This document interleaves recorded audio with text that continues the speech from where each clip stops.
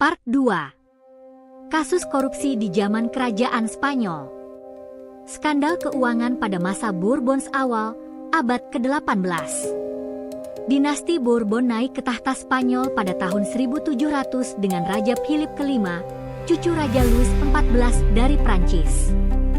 Pada saat Perang Suksesi Spanyol, 1701 sampai 1714, mereka menentang Philip V dari Wangsa Bourbon karena khawatir terhadap pemerintahan absolut ala Prancis yang akan menghapus otonomi mereka.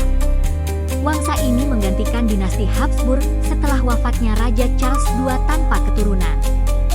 Pada masa Bourbon awal, banyak posisi penting di istana dan pemerintahan diberikan kepada keluarga dan kroni dari Prancis dan Italia, terutama selama masa pengaruh istri kedua dari Philip V, yaitu Elizabeth Farnese. Istana Bourbon meniru gaya hidup mewah Versailles. Pemborosan dalam pembangunan istana baru, pesta kerajaan, dan kemewahan lainnya yang memperparah defisit negara. Dan menerapkan sistem pajak terpadu, modelo Frances.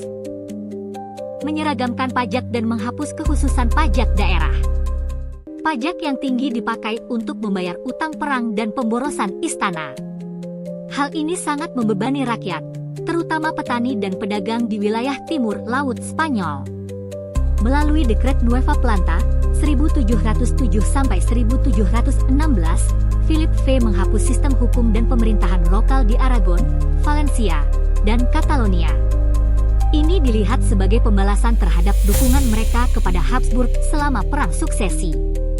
Otonomi politik, bahasa lokal, dan lembaga ekonomi regional dihancurkan. Wilayah-wilayah ini juga dipaksa mengikuti sistem dagang kerajaan terpusat yang dikendalikan dari Madrid.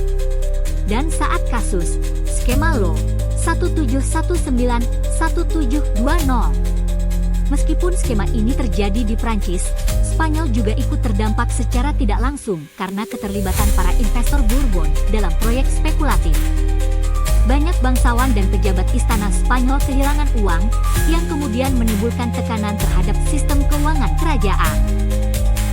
Setelah sebagian besar Eropa mengakui Philip V sebagai raja melalui Perjanjian Utrecht, Catalonia tetap melawan.